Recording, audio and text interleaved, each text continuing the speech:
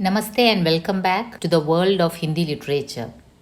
हम परिचय प्राप्त कर रहे थे हिंदी साहित्य के इतिहास की, उसके काल विभाजन की समस्याओं पर एवं इतिहासकारों पर हमने पिछले क्लास में विचार विमर्श कर लिया। आशा करती हूँ आप लोगों ने उस वीडियो को सुना होगा, देखा होगा और अब विचार करेंगे आदिकाल की सामाजिक, राजनीतिक और सांस्कृतिक पहलुओं पर। सामाजिक यानी जैसे आपको पता है सोशल स्ट्रक्चर, यानी कि आदिकाल के समय का। अब देखिए, आपको आदिकाल जब भी मैं कहूँगी तो आपको 1050s टू 1375 यानी कि 11th century to 14th century का भारत आपके मन में आना चाहिए। ओके, तो उस समय की सामाजिक परिस्थिति यानी कि सोशल स्ट्रक्चर क्या था, उस समय की राजनीतिक परिस्थिति यानी कि पॉलिटिकल सिचुएशंस क्या थे उस समय के, और उस समय की सांस्कृतिक परिस्थितियाँ कैसी थी, यानी कि उस समय का कल्चर कैसा था। भारतीय कल्चर आपको पता ही है, भारत एक ऐसा देश है जो कई विदेशी राज्यों का उपनिवेश रह चुका है। ओके, तो नेचुरल है कि कई प्रकार की संस्कृतियों का प्रभाव भारत पर पड़ा होगा। तो हम चर्चा करेंगे आदिकाल की सामाजिक परिस्थिति, राजनीतिक परिस्थिति और सांस्कृतिक परिस्थिति का। तो पहले हम चर्चा करेंगे राजनीतिक परिस्थिति क्या थी उस समय की, उस समय की पॉलिटिकल सिचुएशन क्या थी। अब इन सब सिचुएशंस जैसे कि जो राजनीतिक है या फिर सामाजिक है, सांस्कृतिक है, इसकी चर्चा हम साहित्य के साथ जोड़कर क्यों कर रहे हैं? क्योंकि साहित्य मानव समाज की भावात्मक स्थिति और गतिशील चेतना की अभिव्यक्ति है, यानी कि समाज की जो स्थिति है उसी की अभिव्यक्ति साहित्य में होती है। Whatever is there in the society, it will be reflected in its literature, है ना। साहित्य समाज का प्रतिबिंब होता है ना। तो समाज की जो सोशल सिचुएशन है, उसकी जो कल्चरल सेटअप है, वो सब जानना ज़रूरी है। अतः उसके प्रेरक तत्व के रूप में मनुष्य के परिवेश का बहुत महत्व है। किसी भी काल के साहित्य इतिहास को समझने के लिए उस परिवेश को ठीक प्रकार से समझना अत्यंत आवश्यक होता है। अब किसी भी काल के, जैसे हम आदिकाल ले रहे हैं, तो आदिकाल के साहित्य के इतिहास को समझने के लिए उस समय के परिवेश को ठीक प्रकार से समझना बहुत ही ज़रूरी है। तो उस समय की राजनीतिक परिस्थिति क्या थी, ആ കാലഘട്ടത്തിലെ പൊളിറ്റിക്കൽ സിറ്റുവേഷൻ ആദ്യം നമുക്ക് ചർച്ച ചെയ്യാം। राजनीतिक स्थिति यानी कब की राजनीतिक स्थिति, 1050 टू 1375 ईस्वी के बीच की जो स्थिति थी। भारतीय इतिहास का यह युग वास्तव में अव्यवस्था, ग्रह कलह और पराजय का युग रहा। अनफॉर्चुनेटली भारतीय इतिहास का ये जो युग है 1050 टू 1375 टोटल डिसऑर्डर था उस समय। पॉलिटिकल सिचुएशन, ग्रह कलह मीन्स इंटरनली ही बहुत ही युद्ध चल रहा था राजाओं के बीच आपस में। ऊपर से अव्यवस्था थी और पराजय का युग रहा, क्योंकि विदेशियों का आक्रमण और स्वदेशी राजाओं का पराजय, स्वदेशी सम्राटों का पराजय इस युग ने देखा। आपको पता है भारत में यह काल सम्राट हर्षवर्धन के पतन का काल था। सम्राट हर्षवर्धन विदेशी आक्रमणों को रोक न सके। ये जो सम्राट हर्षवर्धन थे, ये पूरे उत्तर भारत के एक मेजॉरिटी इलाके में एक छत्र सम्राट के रूप में छाए हुए थे, यानी कि he was the sole power at that time, सम्राट हर्षवर्धन। लेकिन विदेशी आक्रमणकारियों के सामने वे टिक नहीं सके और उनकी मृत्यु ने भारत की संगठित सत्ता के खंड खंड होने की सूचना दी। अब सम्राट हर्षवर्धन के समय भारत का एक बड़ा भूभाग एकदम संगठित था, ऑर्गेनाइज था, यूनाइटेड था। लेकिन सम्राट के पतन के बाद, यानी कि उनकी मृत्यु के बाद, पूरा ये जो संगठित शक्ति था खंड खंड हो गया। राजपूत उस समय सामने आए, लेकिन निरंतर युद्धों की आग में जलते जलते अंततः विशाल इस्लाम साम्राज्य की नींव में समा गए। राजपूत काफ़ी पावरफुल थे, आपको पता ही है। राजपूत ब्लड यानी फाइटिंग ब्लड होता है उनमें, लेकिन राजपूत भी इन विदेशियों के सामने टिक नहीं सके और अंततः क्या हुआ, विशाल इस्लाम साम्राज्य की नींव भारत में छा गई। आदिकाल का यह युग युद्ध प्रभावित रहा, जहाँ जीवन में कहीं भी संतुलन नहीं था। अब देखिए विदेशियों का आक्रमण हो रहा है तो नेचुरली युद्ध होगा, देशी जो राजा हैं उसके मुकाबले में युद्ध करेंगे ही। तो उस समय क्या था, जीवन में कहीं भी संतुलन नहीं था। संतुलन यानी बैलेंस, लाइफ में कहीं भी बैलेंस नहीं था लोगों के जीवन में। एक तरफ विदेशी आक्रमण का भय, दूसरी तरफ देशी राजाओं का अत्याचार का क्रम भी बढ़ने लगा। अब लोग जो हैं, सामान्य जनता है, जो आम जनता है, एकदम पिसती जा रही थी। यानी कि एक तरफ विदेशी आक्रमण, ओके, दूसरी तरफ जो देशी राजा थे वे भी अत्याचार कम नहीं कर रहे थे लोगों पर। तो लोग जो हैं, सामान्य जनता जो है वो एकदम परेशान थी। तो ये पूरा असंतुलन का समय था। पृथ्वीराज चौहान, जयचंद आदि की पारस्परिक लड़ाइयाँ, अंतहीन कथाएं बनती गई। तो ये भी उस समय की राजनीतिक परिस्थिति थी। देशी जो राजा थे आपस में भी लड़ रहे थे, ऊपर से विदेशी आक्रमणकारी आ रहे थे, चारों तरफ एक युद्ध का माहौल था। तो ये थी उस समय की രാജനീതിക് പരിസ്ഥിതി. ഈ കാലഘട്ടത്തിൽ യുദ്ധം ഒരു അനിവാര്യ ഘടകമായി മാറിയിരുന്നു. കാരണം എന്താണ്, സമ്രാട്ട് ഹർഷവർദ്ധൻ്റെ ഒരു പതനം, അദ്ദേഹത്തിൻ്റെ മരണത്തിന് ശേഷം ആ ഒരുമിച്ചുള്ള ഒരു ഐക്യത്തോടെയുള്ള ഒരു ശക്തി അങ്ങ് നഷ്ടപ്പെട്ടു. ആ ഒരു ഒരുമിച്ചുള്ള ഒരു സംഘടിതമായ ഒരു ശക്തി നഷ്ടപ്പെടുകയും നിരന്തരം വിദേശി ആക്രമണം ഉണ്ടാകുകയും ജനങ്ങൾ എപ്പോഴും ഒരു യുദ്ധഭീതിയിൽ ആയിരുന്നു. അപ്പോൾ എന്തൊക്കെയാണ് പ്രത്യേകതകൾ? वीरता प्रदर्शन के लिए युद्ध, यानी कि कई बार तो ऐसा होता था कि വീരത കാണിക്കാൻ വേണ്ടി, ആ ഒരു അത് വർണ്ണിക്കാൻ വേണ്ടി തന്നെ രാജാക്കന്മാർ യുദ്ധം വെക്കുമായിരുന്നു. കാരണം രാജാക്കന്മാരുടെ കൂടെ തന്നെ കവികൾ യുദ്ധഭൂമിയിൽ പോകുമായിരുന്നു ആ സമയത്ത്. എന്നുവെച്ചാൽ രാജാവിൻ്റെ ആ ഒരു വീരശൂര പരാക്രമം നേരിട്ട് കണ്ട് ലൈവ് ടെലികാസ്റ്റ് ചെയ്യാൻ വേണ്ടി പോവായിരുന്നു, ലൈവ് വർണ്ണന ചെയ്യാൻ വേണ്ടി. രാജ്യക്ക് വിസ്താർ കെ ലിയേ യുദ്ധ, രാജാക്കന്മാർ അവരവരുടെ രാജ്യത്തിന് ടെറിട്ടറി എക്സ്പാൻഡ് ചെയ്യാൻ വേണ്ടി. അപ്പോൾ ആ കാലഘട്ടത്തിൽ എന്തൊക്കെ റീസൺ പറഞ്ഞ് യുദ്ധം നടത്തുമായിരുന്നു? वीरता प्रदर्शन के लिए और विदेशी आक्रमणकारियों का मुकाबला के लिए युद्ध. ये तो इसके लिए तो युद्ध करना ही पड़ेगा, अनिवार्य है, क्योंकि विदेशी आक्रमण होता है तो युद्ध अनिवार्य है. तो ഇതായിരുന്നു അവിടുത്തെ പൊളിറ്റിക്കൽ സിറ്റുവേഷൻ. എല്ലാ സമയവും ഈ കാലഘട്ടത്തിൽ ഒരു യുദ്ധഭീതിയിലായിരുന്നു ജനങ്ങൾ. അപ്പം നാച്ചുറലി ആ സമയത്ത് നമ്മൾ ഹിന്ദിയാണ് പഠിക്കുന്നത്, ഹിന്ദി സാഹിത്യത്തിൻ്റെ കാര്യമാണ് ചർച്ച ചെയ്യുന്നത്.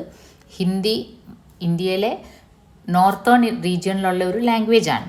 तो उत्तर भारत में जहाँ हिंदी भाषा का विकास हो रहा था वहाँ इस प्रकार की राजनीतिक अवस्था थी. अतः इस काल का समस्त हिंदी साहित्य आक्रमण और युद्ध के प्रभावों की मनस्थितियों का प्रतिफलन है. അപ്പം നാച്ചുറലി ആ സമയത്തെ സാഹിത്യത്തിൽ ഇതെല്ലാം പ്രതിഫലിച്ചു. യുദ്ധഭീതി, യുദ്ധം, നിരന്തര യുദ്ധം, അതിൻ്റെ ഒരു പ്രതിഫലനം ആ സമയത്തെ രചനകളിലെല്ലാം കാണപ്പെട്ടു. युद्ध का ये जो प्रभाव साहित्य पर 3 तरह से पड़ा. यानी कि कुछ कवि तो विद्रोह, गृहकलह, अराजकता और युद्ध के वातावरण से तंग आकर आध्यात्मिक जीवन की बातें करने लगे. एक कैटेगरी तो वो था कवियों का जो युद्ध से तंग आकर आध्यात्मिकता की ओर मुड़ने लगे, तो उनकी कविताओं पर उसका प्रभाव पड़ा. और दूसरी तरफ कई ऐसे कवि थे जो मरते मरते भी जीवन का रस भोग लेना चाहते थे. यानी कि अब मरना तो है ही, क्योंकि युद्ध है, हमेशा युद्ध का वातावरण है, तो क्यों ना जीवन का आस्वादन भरपूर कर लिया जाए. तो ऐसी मानसिकता लेकर भी कुछ कवि थे. അങ്ങനെയും ചില പോയറ്റ്സ് ഉണ്ടായിരുന്നു. ഒരു വശത്ത് ചില കവികൾ യുദ്ധം കാരണം സ്പിരിച്വാലിറ്റിയിലേക്ക് പോയിട്ട് അങ്ങനെയാണ് ഈ കാവ്യത്തിൽ അവർ ഭക്തി വന്നു തുടങ്ങിയത് ചില കവികളുടെ. പക്ഷേ മറുവശത്ത് ചില കവികൾ വിചാരിക്കുന്നത് ഏതായാലും മരിക്കണം, എങ്കിൽ ജീവിതം പൂർണ്ണമായിട്ട് ആസ്വദിച്ച് മരിക്കാം. അങ്ങനെയുള്ളവരുടെ കവിതകളിലെല്ലാം ആ രീതിയിലുള്ള ഭോഗ്, മെറ്റീരിയലിസ്റ്റിക് സുഖങ്ങൾ തേടിയുള്ള കാവ്യങ്ങൾ അതിൽ കണ്ടു. മൂന്നാമത്തെ ഒരു കൂട്ടർ തൽവാർ കെ ഗീത് ഗാക്കർ ഗൗരവ് കെ സാത്ത് ജീനാ ചാഹത്തെ थे. മൂന്നാമത്തെ കൂട്ടർ അതായിരുന്നു. വീരശൂര പരാക്രമം കാണിച്ചിട്ട് വളരെ പ്രൗഡായിട്ട് വാളുകൊണ്ട് തന്നെ മരിക്കാൻ തയ്യാറാണ്. അത് വാളിനൊപ്പം കവിത എന്നുവെച്ചാൽ ഈ വീരഗാഥ കാവ്യമൊക്കെ അങ്ങനെയാണ് രചിക്കപ്പെട്ടത്. അങ്ങനത്തെ കവികൾ രാജാക്കന്മാരുടെ കൂടെ യുദ്ധഭൂമിയിൽ പോകുമായിരുന്നു. ആ ഒരു ചാലഞ്ച് ഏറ്റെടുത്തിട്ട് അങ്ങനത്തെ മൂന്ന് കാറ്റഗറിയിലെ സാഹിത്യമാണ് ഈ ആദികാലിൽ നമുക്ക് കാണാൻ പറ്റുന്നത്. അതെന്താണ്, എന്തുകൊണ്ടാണ്?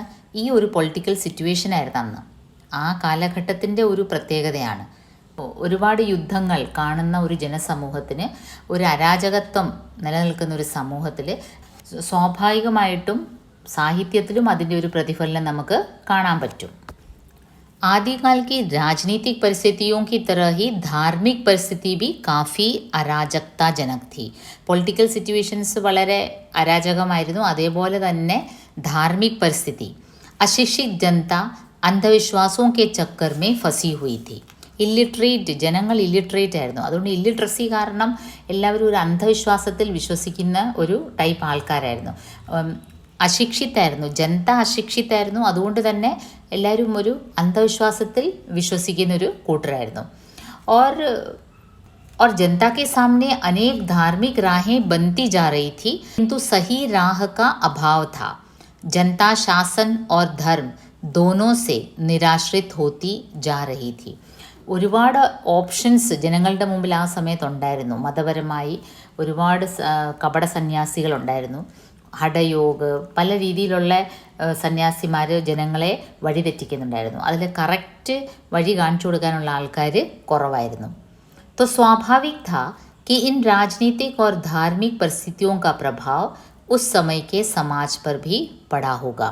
അപ്പം നാച്ചുറലി ഇങ്ങനത്തെ ഒരു പൊളിറ്റിക്കൽ സിറ്റുവേഷനിൽ, ഇങ്ങനത്തെ ഒരു ധാർമ്മിക് സിറ്റുവേഷനിൽ നാച്ചുറലി അന്നത്തെ സമൂഹത്തിൽ ഇതിൻ്റെ പ്രതിഫലനം ഉണ്ടായി. അപ്പം നമുക്കിനി അതിൻ്റെ സാമാജിക് പരിസ്ഥിതി നോക്കാം. എന്തൊക്കെയാണ് സമൂഹത്തിൽ വന്നത്? വർണ്ണവ്യവസ്ഥ ജാതി ഭേദമേ ബദൽ ഗൈ. വർണ്ണവ്യവസ്ഥ ഉണ്ടായിരുന്നു നമ്മൾ, അല്ലേ? ബ്രാഹ്മൺ, ക്ഷത്രിയ, വൈശ്യ, ശൂദ്ര. അത് ഭാരതത്തിൽ നിലനിന്നിരുന്ന ഒരു വർണ്ണവ്യവസ്ഥയാണ്. അത് ജാതി ഭേദിൽ കൺവേർട്ടായി. ജാതി പാതി കെ ബന്ധൻ കടേ ഹോത്തെ ജാ രഹേ ഥേ. അങ്ങനെ ഈ ഒരു ജാതി വ്യവസ്ഥ വളരെ സ്ട്രോങ് ആയി വന്നു. നാരി ഭോഗ്യാവസ്തു മാത്ര ബൻ ഗൈ. സ്ത്രീകളുടെ അവസ്ഥ സമൂഹത്തിൽ ശോചനീയമായിരുന്നു. അവൾ വെറും ഒരു ഭോഗ്യാവസ്തു, ഭോഗിക്കേണ്ട ഒരു വസ്തുവായിട്ട്, ആസ്വദിക്കേണ്ട ഒരു വസ്തുവായിട്ട് മാത്രം സ്ത്രീ മാറി. സതി പ്രഥ ഭി സമാജ് മേ ഭയങ്കർ അഭിശാപ് ബനാ ഹുവാ ഥാ. ആ കാലഘട്ടത്തിൽ സതി അനുഷ്ഠിക്കുന്ന ആ ഒരു പ്രഥയും ഇന്ത്യയിൽ നിലനിന്നിരുന്ന ഒരു കാലഘട്ടമാണ്. അപ്പം ചുരുക്കം പറഞ്ഞാൽ സോഷ്യൽ സെറ്റപ്പ് എന്തായിരുന്നു? സാമാജിക് പരിസ്ഥിതി എന്തായിരുന്നു? സ്ത്രീ की अवस्था शोचनीय थी, जाति प्रथा प्रबल होती जा रही थी और स्त्री की अवस्था कैसी थी? वो एक भोग्य वस्तु मात्र बनकर रह गई. यहाँ तक कि पुरुष का जीना और मरना नारी के लिए दोनों ही भयंकर घटना हो गई. पुरुष जब जीवित रहता है तो स्त्री का शोषण करता दिखाई देता है और उसके मरने के बाद स्त्री को क्या होता है? सती का अनुष्ठान करना होता है. ചുരുക്കം പറഞ്ഞാൽ ആ സമയത്തെ സാമാജിക അവസ്ഥ, സോഷ്യൽ സെറ്റപ്പ് എങ്ങനെയായിരുന്നു? സ്ത്രീകൾക്ക് വളരെ ദയനീയ അവസ്ഥയായിരുന്നു. ഉച്ചവർഗ के लोग भोग करने के लिए और निम्न वर्ग के लोग श्रम करने के लिए बाध्य से दिखाई देने लगे. ഹൈ ക്ലാസ് ആൾക്കാർ എല്ലാം ആസ്വദിക്കാനും സമ്പത്തും ജീവിതവും ആസ്വദിക്കാനും, നിമ്നവർഗ ആൾക്കാർ ജോലി ചെയ്ത് ഇല്ലാതാകാനും ശപിക്കപ്പെട്ട ഒരു അവസ്ഥ പോലെയായിരുന്നു അന്നത്തെ സോഷ്യൽ സെറ്റപ്പ്. ഇനി നമ്മളതിൻ്റെ തേർഡ് പോയിന്റിലേക്ക് വരികയാണ്. നമ്മൾ പൊളിറ്റിക്കൽ കണ്ടീഷൻസ് നോക്കി. അപ്പം നമുക്കൊരു ക്വിക്ക് റീക്യാപ്പ് ചെയ്യാം. നമ്മൾ രാജനീതിക് പരിസ്ഥിതി ഡിസ്കസ് ചെയ്തു, പൊളിറ്റിക്കൽ കണ്ടീഷൻസ്. രാജനീതിക് കണ്ടീഷൻ എങ്ങനെയായിരുന്നു? എപ്പോഴും ഒരു യുദ്ധത്തിൻ്റെ ഒരു ഭീതി നിലനിന്നിരുന്നു ഈ കാലഘട്ടത്തിൽ. ആദികാലിൻ്റെ ഈ ഒരു 1050 to 1375 ആ ഒരു കാലഘട്ടത്തിൽ എപ്പോഴും അത് മെയിൻ കാരണം സമ്രാട്ട് ഹർഷവർദ്ധൻ്റെ പതനത്തോടു കൂടി ഒരു ഐക്യം നഷ്ടപ്പെടുകയും പല രീതിയിലുള്ള യുദ്ധസമാനമായ അന്തരീക്ഷമായിരുന്നു പൊളിറ്റിക്കൽ സിറ്റുവേഷൻ. ഇനി സോഷ്യൽ സെറ്റപ്പ് ആണെങ്കിലോ, സോഷ്യൽ സെറ്റപ്പ് ജനങ്ങൾ ഇല്ലിട്രേറ്റ് ആയിരുന്നു, സ്ത്രീകളുടെ അവസ്ഥ വളരെ മോശമായിരുന്നു, സതീപ്രഥ ഉണ്ടായിരുന്നു, ജാതി വ്യവസ്ഥ വളരെ രൂക്ഷമായിരുന്നു, പല കപട സന്യാസികളും ധാർമ്മിക അവസ്ഥയും അതുപോലായിരുന്നു.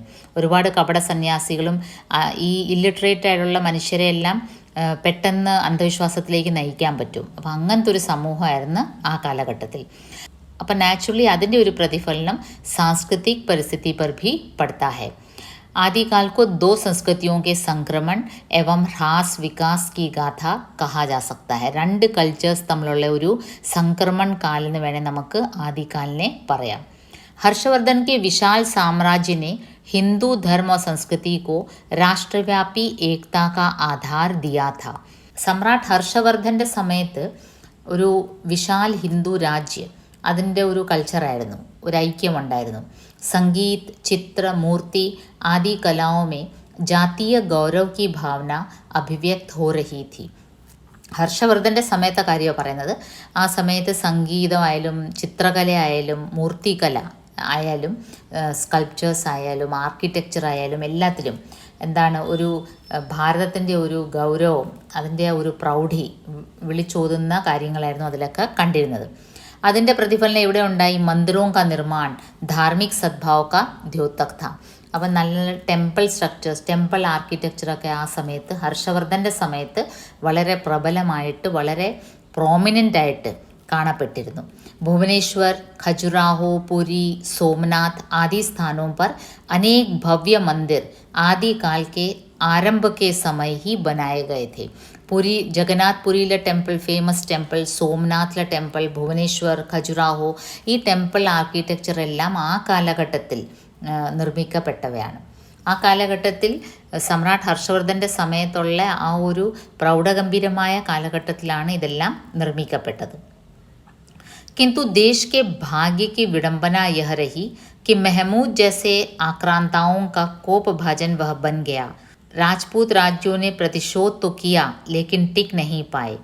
इस्लाम धर्म प्रचार और संस्कृति भारतीय समाज में छाने लगी और दो संस्कृतियों का टकराव इस काल में सर्वत्र देखा जाता है. അതിനുശേഷമുള്ള മെഹമൂദിനെ പോലുള്ള ആക്രമണകാരികൾ ഇവിടെ ആക്രമിക്കുകയും അങ്ങനെ इस्लाम प्रभाव भारतीय समाज में पड़ने लगा और धीरे धीरे भारतीय संस्कृति पर भी उसका प्रभाव छाने लगा. സാംസ്കൃതിക് പെഹലു അല്ലെങ്കിൽ കൾച്ചറൽ ആസ്പെക്റ്റിൽ നമ്മൾ എന്തൊക്കെയാണ് കൈകാര്യം ചെയ്യേണ്ടത്? ഉത്സവങ്ങൾ, മേലെ, ആഹാര രീതികൾ, വിവാഹ, മനോരഞ്ജൻ, നമ്മുടെ നൃത്തരൂപങ്ങൾ, ഇതെല്ലാം നമ്മുടെ കൾച്ചറിൻ്റെ ഭാഗമാണ് അല്ലേ. നമ്മുടെ വസ്ത്രധാരണം, നമ്മുടെ ആഹാര രീതി, നമ്മുടെ ഉത്സവങ്ങൾ, ഈ സബ് മേ മുസ്ലിം രംഗ് മിൽ ഗയ. അപ്പോൾ ഈ കാലഘട്ടത്തിൽ അപ്പോൾ ഇതിനെല്ലാം ഹിന്ദു കൾച്ചറിൻ്റെ കൂടെ മുസ്ലിം കൾച്ചറൂടെ മിക്സായി. संगीत, चित्र, मूर्ति कलाओं पर एक ऐसा पर्दा मिलता है जिसके भीतर भारतीय परंपरा धीरे धीरे क्षीण होती गई. അങ്ങനെ ചിത്രകലയിലായാലും ആർട്ട് ഫോംസിലായാലും അല്ലെങ്കിൽ സംഗീതത്തിലായാലും എല്ലാം ഒരു ഹിന്ദുസ്ഥാൻ്റെ തനതായ ആ ഒരു രൂപം മാറി മുസ്ലിം കൾച്ചറിൻ്റെ പ്രഭാവവും കണ്ടു തുടങ്ങി. ഇനി മൂർത്തികലയുടെ കാര്യം വളരെ ദയനീയമായിരുന്നു. കാരണം മുസ്ലിം ശാസക് मूर्ति पूजा के विरोधी थे. अतः आदिकाल के आरंभ तक निर्मित अधिकांश मूर्तियाँ नष्ट भ्रष्ट हो गई. അവർ വിഗ്രഹങ്ങളിൽ വിശ്വസിക്കാത്തത് കാരണം പിന്നീട് അങ്ങോട്ട് ആ മൂർത്തികലയുടെ ആ ഒരു ആർട്ട് ഫോം അതിൻ്റെ അധപതനമായിരുന്നെന്ന് പറയാം. ഉള്ളവ നശിക്കപ്പെടുകയും അങ്ങനെ ആ സമയത്ത് കൾച്ചറലി ഭാരതത്തിന് വളരെയധികം നഷ്ടം സംഭവിച്ച ഒരു കാലഘട്ടമാണ്. तो इस प्रकार आदिकाल की भारतीय संस्कृति उत्कर्ष प्राप्त निजी परंपरा के ह्रास तथा इस्लाम के सम्मिश्रण की एक ऐसी कहानी है जिसमें कलात्मक चेतना का मुक्त और जीवंत स्वरूप बहुत कम मिलता है. तो उस समय मुक्त रूप से തനതായ കലാരൂപങ്ങളൊക്കെ ആ കാലഘട്ടത്തിൽ വളരെ കുറവായിരുന്നു. കാരണം അതിന് മുകളിലൊരു റെസ്ട്രിക്ഷൻ ഉണ്ടായിരുന്നു. അപ്പോൾ അങ്ങനെ ആ കാലഘട്ടത്തിലെ കൾച്ചറിലും ഒരുപാട് വ്യത്യാസം വന്നു.